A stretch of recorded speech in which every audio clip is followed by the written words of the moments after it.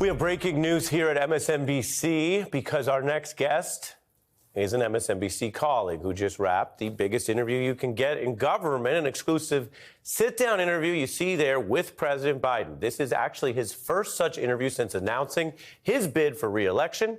And our guest is that journalist, Stephanie Ruhle, hosts the 11th Hour on MSNBC, live from the White House. Stephanie, congratulations on the interview. We're going to play some of it, but first, the floor is yours to tell us what you learned in your big exclusive. Thank you so much, Ari. There was a lot to cover, but we had to cover the debt ceiling, right? The president has a strong economic recovery story to tell, but in less than 4 weeks, when the government cannot pay its bills, all those wins could fly out the window. So what is he doing? He is trying to make his case to the American people so they will understand how the debt ceiling works, what the Republicans are looking to cut, and try to get the American people fired up enough so they reach out to their lawmakers. But here's the problem, Ari. This is a far more volatile Congress, you know this, than the Congress he served with years ago. There are members of Congress, Republicans in Congress, who would be A-OK if we defaulted because they think it'll be politically worse for Joe Biden. So I asked him, when negotiating with Kevin McCarthy, does he view McCarthy as an honest broker? And here's what he said. Is Kevin McCarthy an honest broker for you to negotiate with? I think he's an honest man. I think he's in a position, though, he had to make a deal that was pretty, 15 votes. 15 votes that where he just about sold away everything that the far right. There's a Republican Party and there's the MAGA Republicans. And the MAGA Republicans really have put him in a position where, in order to stay Speaker, he has to agree. He's agreed to things that maybe he believes, but are just extreme. Given the power that they have, is there anything you believe you can get done in the next 2 years on a bipartisan basis? And if so, what? The answer is yes, I do, if I get a chance to get votes. They have to vote.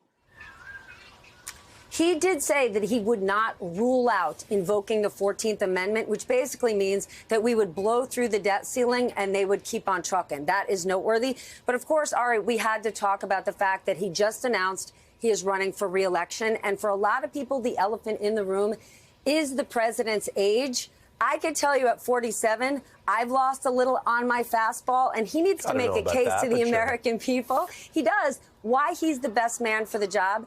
And I want you to watch what he had to say, because I'm going to tell you, he got fired up. There's not a Fortune 500 company in the world looking to hire a CEO in his 80s. So why would an 82-year-old Joe Biden be the right person for the most important job in the world? Because I've acquired a hell of a lot of wisdom. I know more than the vast majority of people. I'm more experienced than anybody who's ever run for the office. And I think I've proven myself to be honorable as well as also effective. You know, Ari, in his announcement video, though, he had Vice President Kamala Harris featured 10 times.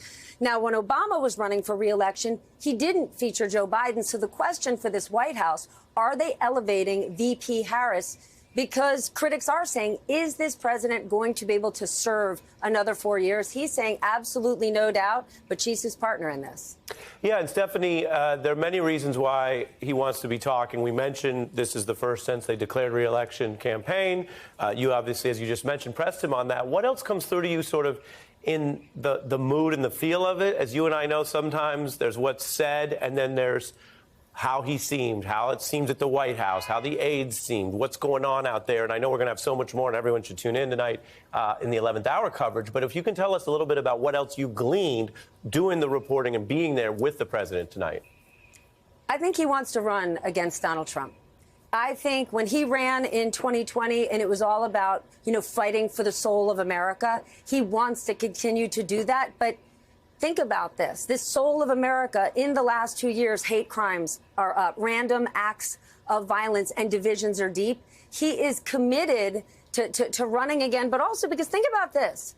Infrastructure spending, rebuilding America, bringing jobs back. This is what he's wanted to do for decades. And I would say his biggest frustration is passing the bipartisan infrastructure law was a massive achievement that he doesn't get that much credit for because you don't see it.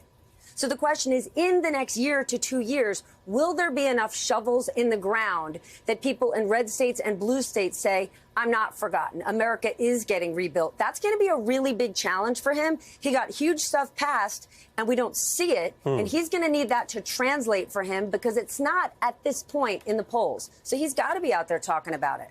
Yeah, you make great points. I got to say, Stephanie, there's big interviews. And then there's pivotal times. You have a big interview at this pivotal time, fresh off the reelect announcement. Super interesting. Thank you for working all day and night. Thank you. Thank you, Stephanie. I'm so glad you could share some of the excerpts with us on The Beat, but there's so much more. So let me show folks on the screen. This is actually a special 2-hour edition of the 11th hour. So yes, you see the 11, but we recommend starting at 10 p.m. when Stephanie will be anchoring for 2 hours, including the full and exclusive MSNBC interview with the president tonight.